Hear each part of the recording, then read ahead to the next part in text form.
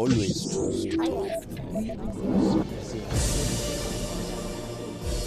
In an attack that shook the world, Israel bombed Iranian nuclear sites that were under inspection by the International Atomic Energy Agency. The initial target, a facility enriching uranium to 60%, still legal under the Nuclear Non-Proliferation Treaty, which Iran remains bound to, while Israel, which is believed to hold several nuclear warheads, refuses inspections and has never signed the Non-Proliferation Treaty. Tehran has accused the IAEA's Director General of coordinating with Israeli officials, saying that scientists later killed by Israel were first identified through its reports, allegations the IAEA has denied. Now, with the conflict between Israel and Iran escalating and trust in the global system eroding, are we witnessing the failure of non-proliferation and the entrenchment of nuclear double standards? Rafael Grossi, Director General of the International Atomic Energy Agency, thank you for talking to Al Jazeera. Let me start by asking you about safety and security at nuclear sites within Iran. Israel claims to have hit some. Iran seems to be pushing back on some of the facts provided by Israel. Given the claims of internal contamination and damage to uranium enrichment centrifuges, how close could we be right now to a major disaster? Well, I think we have to discriminate and go to the extent possible with the information we have and go facility by facility to have an accurate analysis of this type. What we have mentioned, I mean, the IAEA and myself, we have referred to, for example, contamination in Natanz, because there, as we have been reporting, there was, should I say, perhaps, a enrichment facility there which was destroyed almost completely. And there, of course, given the fact that there is of course some material, and even inside the cascades, there was some contamination which we could confirm. But in this case, as I informed to the board of governors of the IAEA and also the Security Council, the UN Security Council, the contamination, which is rather a toxic chemical contamination because of the chemical reaction of some of the elements there, but a little bit of alpha particles as well, radioactive particles as well. It was and is really circumscribed, limited to the place, to the site, and easily managed with protective gear and things like that. So in this case, in this particular case of the facility I am talking about, Natanz, there was no discernible, although there was no important rather than discernible. There was no important contamination outside. The same would apply to a certain extent to Isfahan, another important nuclear facility where there have been some, of course, impacts, quite important, specifically on 3 or 4 buildings. It's a huge compound, as you know, but there as well, the radiation levels have not been detected as out of the ordinary. And in the case of Fordo, there's almost no damage to it, so there is no contamination. That being said, of course, there is a lot of nuclear material in Iran, in different places, which means that the potential for a radiological accident or a nuclear accident involving lots of material and the dispersion in the atmosphere of radioactive materials and particles does exist. And we cannot provide any guarantee of what may or may not happen, since we are in the midst of Okay, so the IAEA cannot provide any guarantees as to what may or may not happen. Can I ask you very, very briefly to explain where you are getting your facts from, given the limited access of the IAEA on the ground in Iran at the moment? Well, there are radiation monitoring systems to which we have access, not only Iranian, but also international. And we do have, of course, access to information, satellite imagery, and a limited, but still operational contact with the Iranian regulatory authority, which is the natural counterpart for this type of information. So we do have many sources out of which we can have. And of course, don't forget one thing. These facilities we know by heart.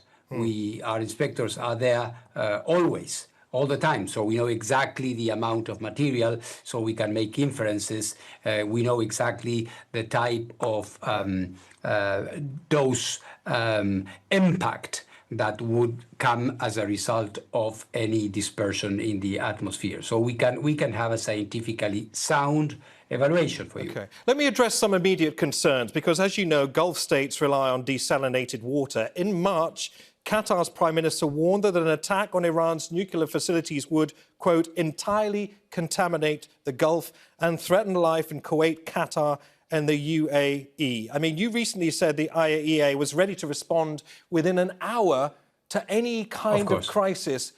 Is an hour too long? First of all, on these on the statements that have been made, which are, of course, logical, because nothing can be excluded at a time of war. And what I believe these statements are referring to is a worst-case scenario involving perhaps not necessarily the enrichment facilities, but other important facilities, including the Bushehr nuclear power plant, which is very close to some of the countries in the region. I am in constant contact now with most of the countries in your region, referring to these things. Understood. You say yourself, Mr. Grossi, we are in a time of war. There are no guarantees that can be offered, even by the International Atomic Energy Agency. What are Israel's stated goals here of destroying Iran's entire nuclear capabilities? I mean, the consensus is that Israel would have to draw on the military support of the most powerful military in the world, that of the United States, to take out, for instance, this facility in Fordow. There's talk of the use of bunker-busting bombs. I mean, Fordow was previously undisclosed until 2009. Am I correct in saying that? Yeah. What kind of yes, access? You're correct. What kind of access has the IAEA had to this facility, and is it a cause for concern? And do you think the use of these incredibly powerful weapons would be in any way a game changer for Israel or Iran? First of all, we do inspect Fordow. We inspect every declared facility in the Islamic Republic of Iran. We are constantly there inspecting all of these facilities. So we know what is going on there. There was an announcement quite coincidentally, on the eve of the start of the military operation by Israel of a new enrichment facility in Isfahan, precisely, that we were going to be visiting immediately, but this, of course, visit was, or inspection had to be postponed, we hope, because of the start of the military operation. The other questions, I would say, are excellent questions for Israel or the United States, not for the head of the IAEA. The destructive power of bombs is something I wouldn't like to see happening. As you can imagine, I am a diplomat. Sure, but do you condemn? Sorry, I mean, as a diplomat, I'm very keen to know about your choice of words at this particular time. Of course, you were quick to condemn bombs falling near the Zaporizhia nuclear facility, near the facility in Ukraine. You have expressed words of deep concern about Israeli strikes on Natanz and Isfahan, but is concern really enough when Israel, that isn't a signatory to the non-proliferation treaty, openly bombs IAEA-monitored sites? I have said very clearly to the UN Security Council, to the Board of Governors, that nuclear facilities should not be attacked. This is internationally agreed. This has been the law, if you want, when it comes to these types of things. At the same time, I should say with the same clarity, my role here is not a political role. is a technical role. And for us here, what we need to do, and this is what we are trying to do, of course, is to facilitate from the technical perspective that is ours, the avoidance of a nuclear accident with radiological consequences. We are reiterating, coming back to your question, the fact that nuclear facilities, as I said, in the case of Russia and Ukraine, should never be attacked. So I don't know what is expected from us. Okay, can I ask you this then? It is not our role. And let me also say something, because it's a point which is very important, and I don't like to avoid difficult questions. Our role here is to be useful. And being useful here is to avoid nuclear accidents and to engage. And to engaging here means engaging with Israel, engaging with the Islamic Republic of Iran. And as I said, the first day, only a few hours, if you remember well, after the military operation started, I said that I was ready to travel immediately in order to see to it that no accident should take place. Okay, so understood. For me, it's very clear. Understood. I wonder then, from a technical capacity, whether or not you can stand up some of the technical claims being made by Israel, for instance, to justify the attacking of nuclear facilities and sites in Iran. I want to draw your attention to the IAEA ruling on June the 12th. The IAEA ruled that Iran was in breach of its obligations under the Nuclear Non-Proliferation Treaty.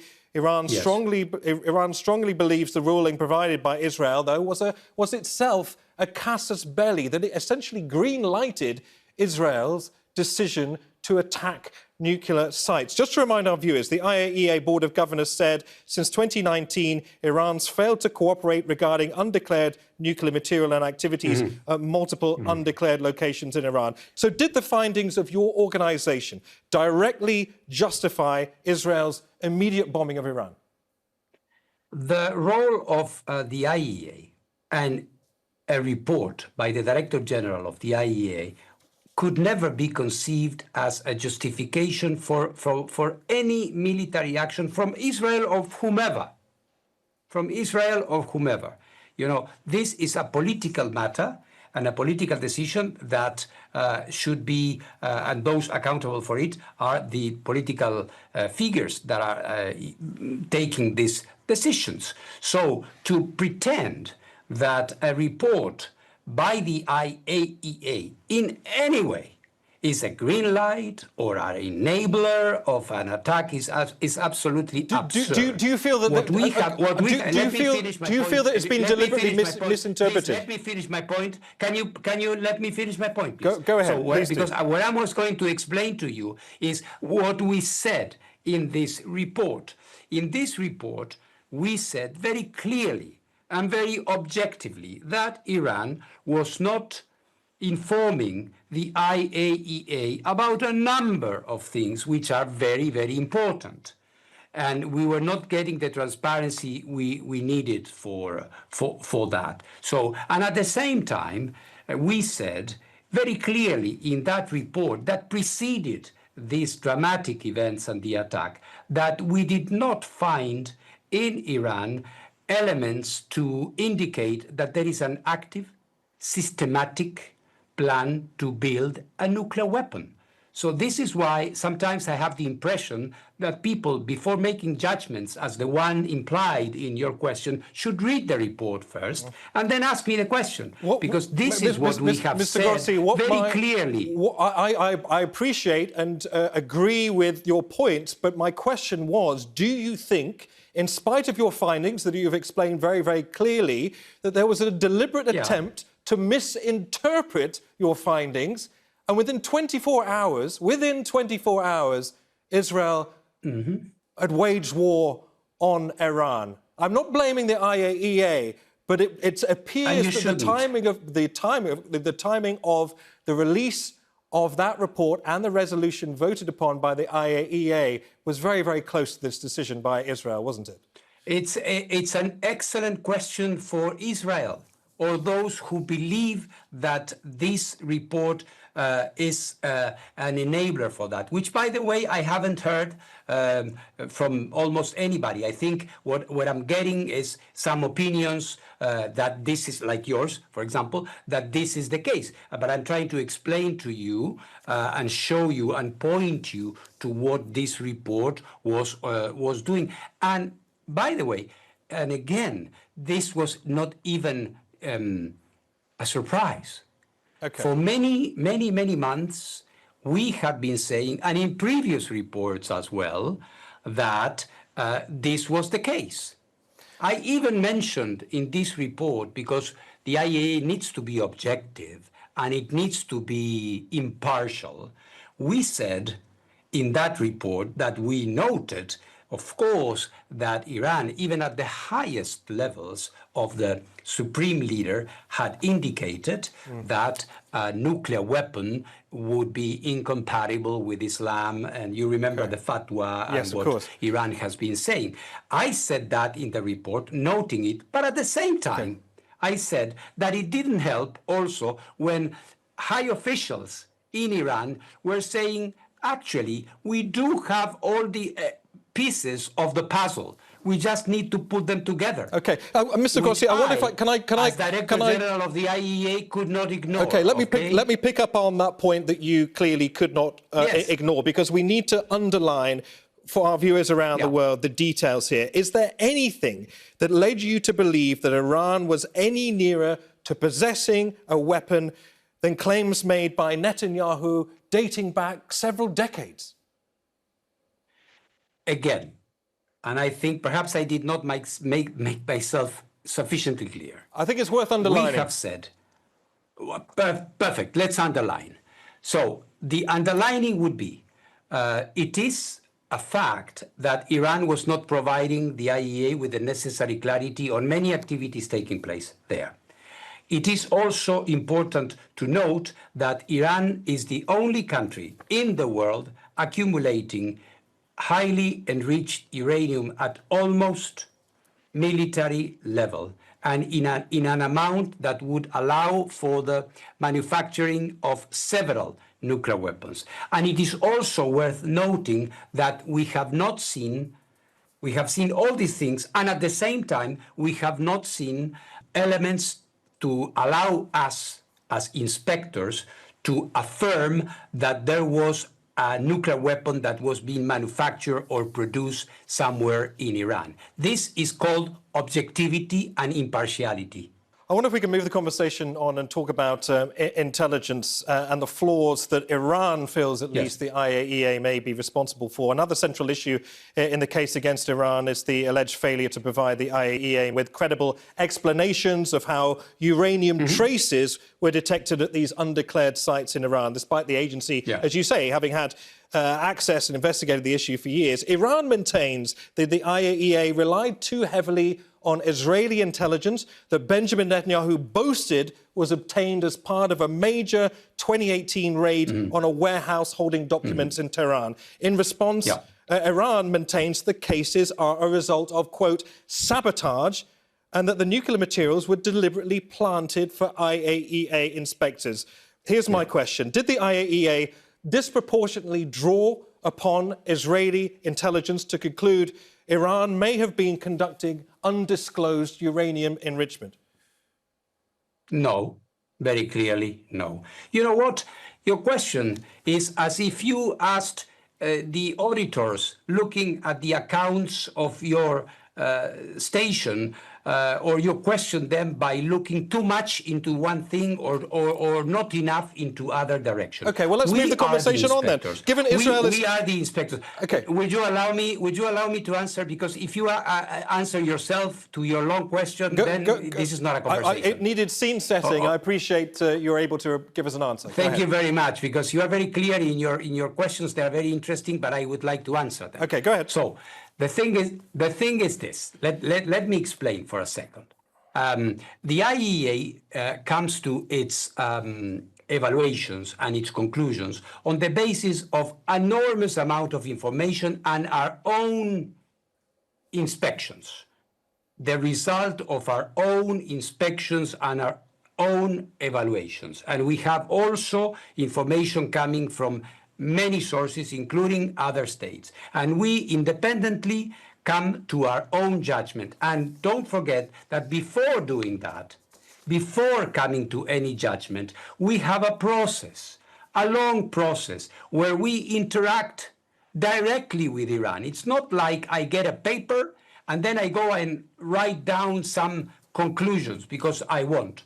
This is done only after a painstaking process where we show the explanations to Iran, they give us their answers, and it is only then that we come to a conclusion. Let me cite an example, because you mentioned the issue of the planting things. Well, we explained to our Iranian colleagues why this hypothesis was technically not possible. So we would need hours to do this. It has to do with the type of dispersion. Mr. Grossi, I understand your answer that you believe that the answer given by Iran in itself is flawed, essentially. I wonder then... We said it in the report, not credible. Not credible, your words. Okay, Iranian authorities also claim that scientists were assassinated after the identities were shared with the IAEA. Can you confirm if any IAEA reports were ever leaked,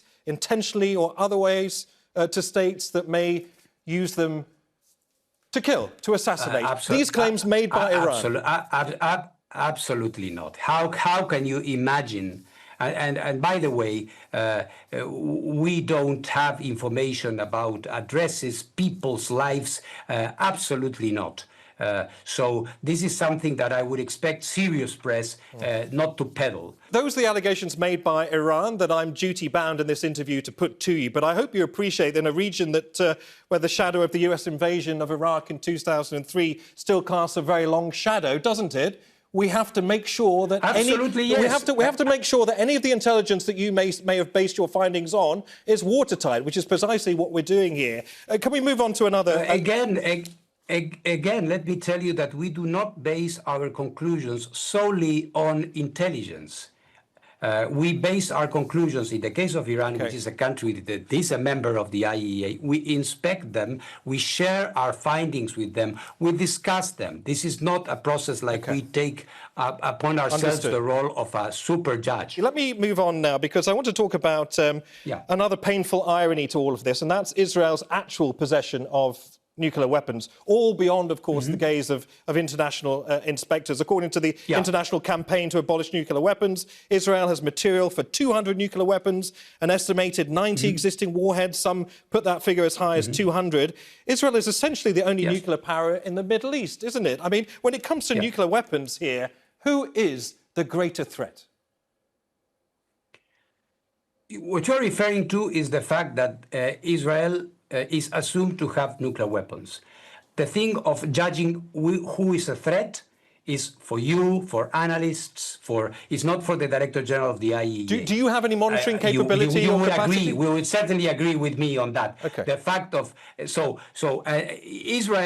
chose, as a few other countries, not to sign the NPT. And we are not neutral on that. We have said it repeatedly. Every country in the world, possibly, and if that is not possible, at least in the Middle East, should be a party to the NPT and should subject all its facilities to the safeguards system of the IAEA. There are plenty of resolutions of the General Conference of the IAEA and repeating this. So this is I asked this question, Mr. Grossi, because it feels like, to many of our viewers, undoubtedly, like a huge case of double standards here. I mean, does the IAEA have any monitoring capacity with Israel whatsoever? Is there any communication with Israel whatsoever? What kind of access at all do you have? Yes, there is, but not on their nuclear weapons, if they so have them. Because Israel, as other countries like India, Pakistan, and others, have not signed the NPT. So when you don't sign the NPT, it is superfluous and even unfair. I'm curious why you keep saying if they do have them. Why if they do have them? It is widely a given that Israel does have nuclear weapons. Not the Director General of, but listen, Niamh, ask Israel why they have nuclear weapons. Why are you asking me? I presume you would know. I would inspect. No, because I don't inspect. And I don't inspect not because I don't want or because I am unfair. It's because the IAEA is not a super nuclear police in the world. The IAEA goes and inspects in countries that sign for it.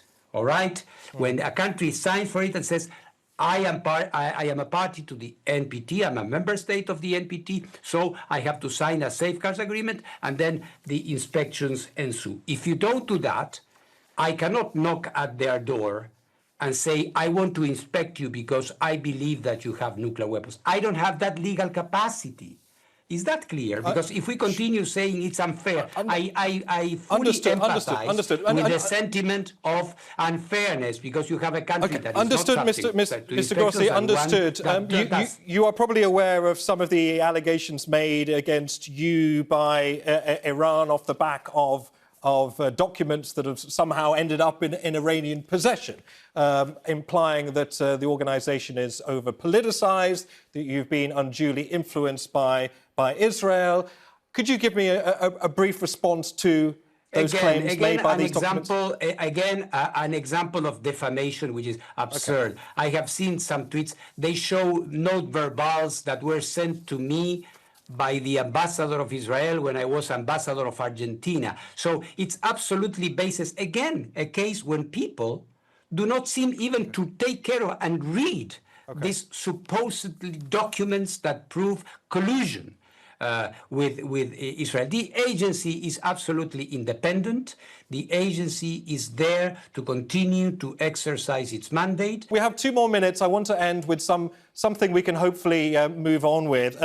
We were, of course, in the midst of US-Iranian talks that have now collapsed. Ali Shamkhani, the Iranian negotiator, said in a TV news interview that Iran was willing to commit to never having a nuclear weapon, getting rid of enriched stockpiles, or only enriching to a level for civilian use. You're probably aware that Ali Shamkhani was recently assassinated by Israel.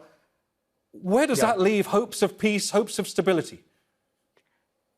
Well, I hope we can pick up where the process was left. I think Ambassador Witkoff and Foreign Minister Abbas Araghchi were leading an important process, which I was supporting wholeheartedly. I really believe that they should go back to the diplomatic table. There are the basis of an agreement do exist, and we should go back to it as soon as possible. Rafael Grossi, Director General of the International Atomic Energy Agency, thank you for talking to Al Jazeera. I thank you very much. Thank you for the opportunity. Thank you.